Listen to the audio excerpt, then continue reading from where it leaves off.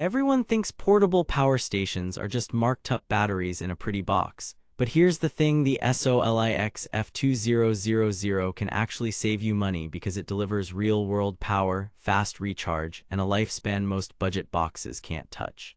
I went in thinking the price premium was hype. After 2 weeks of outages, camping, and workshop testing, the surprising truth is that longevity plus reliable wattage beats chasing the cheapest watt-hour. The F2000's 2048 Li-Fi Po 4-pack, 2400 W AC output with surge pad to 3600 W, and 0 to 80% in about 1.4 hours with hyperflash weren't just brochure claims. They showed up in my tests, and the 5-year full device warranty, that's a big confidence signal. But here's where it gets interesting, the things that should have tripped it up didn't. Before we dive into what I discovered, quick heads up. If you're already thinking this might be your backup plan, I've got a link below to the best current price. But stick around, because a couple of my test results might change how you think about size, noise, and real capacity. Why did I even need this? 2 winter outages last year reminded me how fragile my setup was. My older 1000 WH unit ran lights and a router, but choked on the microwave and space heater. Camping with the family, I wanted to run a 12V fridge, charge cameras, and maybe make coffee without juggling plugs. And I wanted something I could trust during work-from-home calls.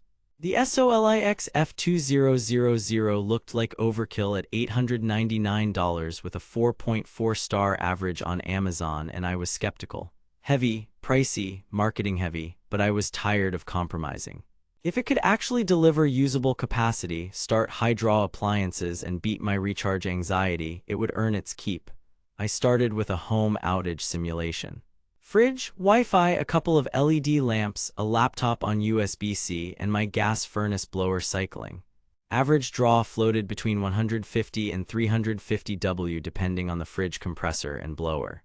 Over multiple runs, I consistently saw around 1750 to 1850 WH delivered through AC before shutdown, which is solid real-world efficiency for a 2048 WH pack. Voltage stayed stable at 120V pure sine throughout, but then I pushed it. I kicked on a 1100 W microwave to heat lunch while the fridge was cycling. No flicker, no sag. The inverter held. For high-load tests, I stacked appliances, a 1000 W coffee maker and an 800 W toaster simultaneously, then toggled a 1500 W space heater on high for a minute to simulate a surge event. The F2000 sustained the coffee plus toaster, and with surge pad it handled heater startup without an overload alarm, though sustained 2400 W is the ceiling. When I ran a 15A miter saw and an 800 W shop vac together, it flirted with the limit. The saw's startup surge passed, but running both continuously pushed it over and the unit cut output as expected to protect the inverter. Fans spun up under heavy load to noticeable levels, roughly shop vac background at close range, but were surprisingly tame at mid-load. Conversational video recording a few feet away was still doable. Charging speed was the real anxiety killer. From 10% to roughly 80% took me around 1.4 hours on AC, peaking close to 1400 W input.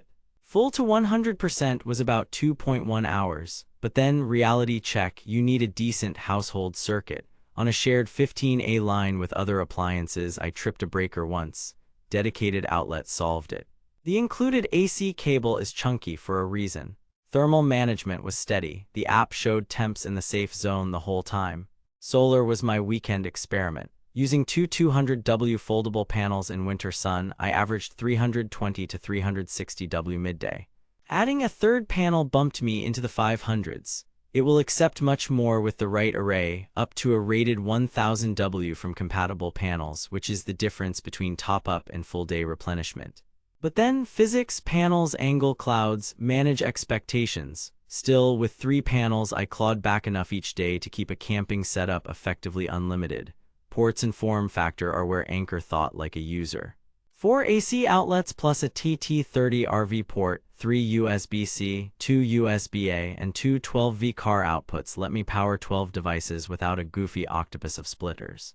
The USB-C ports pushed high-watt charging for my laptop and camera batteries. Build feels tough, the wheels and telescoping handle matter at roughly 67 pounds, and yes, you'll hate stairs. This isn't a backpack battery. It's a rolling power box. App control was straightforward for toggling ports, checking input-output, and tweaking settings. My wish list: longer handle for taller folks and lighter if physics would cooperate. Not likely. Here's the surprising discovery. The combination of usable capacity plus recharge speed changed how I use it. Instead of babying the battery, I ran the house essentials overnight and confidently refilled in a morning.